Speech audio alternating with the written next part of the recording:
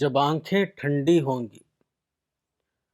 خدا جب اپنے بندے کے کسی عمل کو قبول کرتا ہے تو اس وقت حیرت انگیز طور پر کچھ ملکوتی قسم کی کیفیات آدمی کے اوپر گزرتی ہیں۔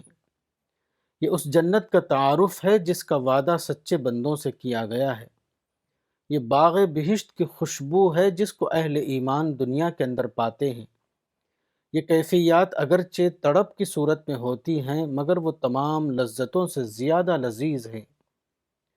جب آدمی کو ایسا صدقہ کرنے کی توفیق ملتی ہے جبکہ وہ انسان کو دے کر خدا سے پا رہا ہو، جب اس کو ایسی تلاوت نصیب ہوتی ہے جبکہ خدا کے کلام کا تأثر اس کی آنکھوں سے آنسوؤں کی صورت میں بہہ پڑے، جب اس پر ایسے دردانگیز لمحات گزرتے ہیں جس میں وہ قربت خداوندی کا تجربہ کرتا ہے، جب وہ بے قرار دل اور کپکپاتے ہوئے ہونٹوں کے ساتھ اپنے رب کو ایسے الفاظ میں پکارنے لگتا ہے جو خود اس کے رب کی طرف سے اس کے قلب پر اتارے گئے ہوں، تو یہ سب اللہ کا رزق ہوتا ہے جو اس کو روحانی ذریعوں سے پہنچتا ہے۔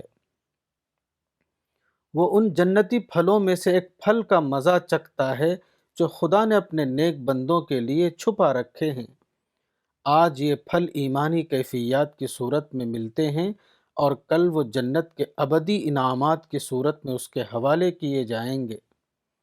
دنیا میں اگر آپ خدا سے قریب نہیں ہوئے تو آخرت میں آپ کو خدا کی قربت کس طرح مل سکتی ہے؟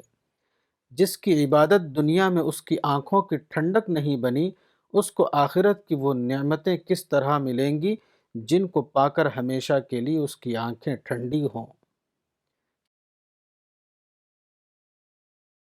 کتاب باغ جنت، مولانا وحید الدین خان، صفحہ نمبر 43۔